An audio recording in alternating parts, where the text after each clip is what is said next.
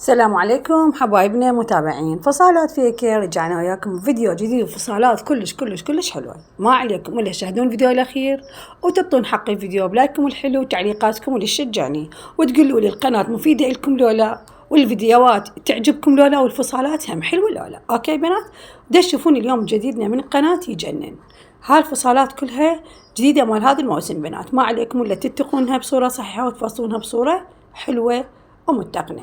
طبعا هذا الفصال كلش بسيط، راح ينزل على قناة الأولى، قناة البساطة في الطبخ والخياطة.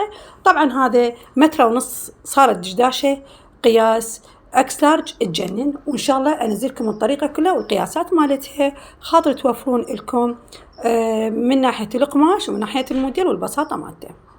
تشوفون اليوم روعة الموديلات بنات تجنن. هذا الكشمير طبعا خرط بالخصر وبالردن يجنن، وهنا اللون اللي يشجع. طبعا انا من جماعة اللي يحبون اللون الزيتوني يجنن، كلش حلوات.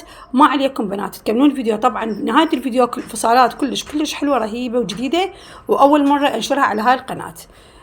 منتظرة تعليقكم الحلو، تشجيعاتكم إنه، ولايكاتكم الحلوة، ومشاركاتكم للفيديو على برامج التواصل الاجتماعي. تحياتي لكم غوالي وين ما تكونون.